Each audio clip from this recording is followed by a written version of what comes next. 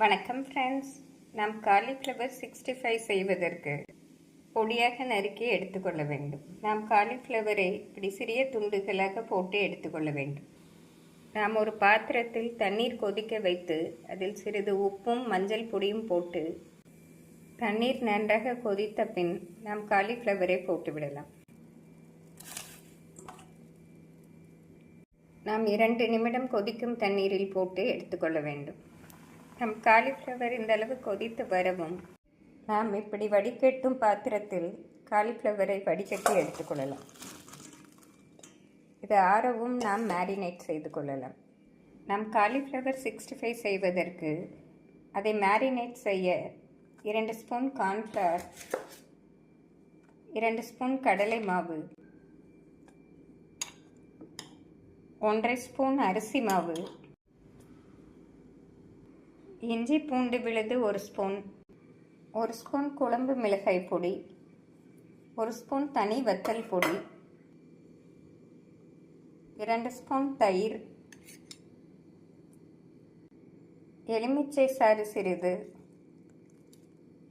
தேவையான அளவு தூள் உப்பு, சோயா சாஸ் 1 ஸ்பூன். இவை அனைத்தையும் நன்றாக நாம் மிக்ஸ் செய்ய வேண்டும். ஃப்ரெண்ட்ஸ், இதனுடன் ஆரஞ்சு ஃபுட் கலர் 1/2 ஸ்பூன் சேர்த்து கொள்ளலாம். நாம் ஃபுட் கலர் சேர்த்து நன்றாக மிக்ஸ் செய்ய வேண்டும். ஃப்ரெண்ட்ஸ், இந்த அளவு பதமாக இருந்தால் நாம் மேரினேட் செய்ய சரியாக இருக்கும். நாம் காலிஃப்ளவரை சேர்த்து மிக்ஸ் செய்து விடலாம். நாம் நன்றாக காலிஃப்ளவருடன் கோட்டிங் செய்து 1/2 மணி நேரம் ஊற வைத்து விட வேண்டும். ஃப்ரெண்ட்ஸ், காலிஃப்ளவர் 1/2 மணி நேரம் நன்றாக ஊறிவிட்டது. இப்பொழுது நாம் எண்ணெயில் பொரித்து விடலாம்.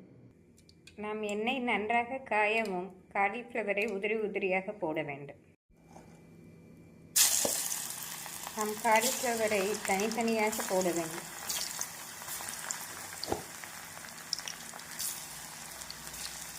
நாம் ஹை ஃப்ளேமிலே வைத்து வேக வைக்க வேண்டும்.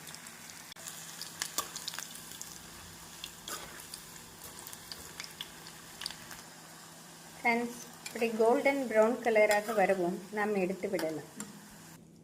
நாம் அனைத்து காலிஃப்ளவரையும் இப்படி பொரித்து எடுத்து விடலாம். ஃப்ரெண்ட்ஸ், இதை நாம் ஃப்ரிட்ஜில் வைத்து 2 நாள் வரை வைத்து பொரிக்கலாம். அருமையாகவே இருக்கும். ஃப்ரெண்ட்ஸ், அருமையான காலிஃப்ளவர் 65 ரெடியாகிவிட்டது. இந்த கிறிஸ்பி காலிஃப்ளவர் ஃப்ரை குழந்தைகளுக்கு மிகவும் பிடிப்பதோடு நாம் ஈவினிங் டைம் ஸ்நாக்ஸாக இதை செய்து கொடுத்தால் மிக விரும்பி சாப்பிடுவார்கள்.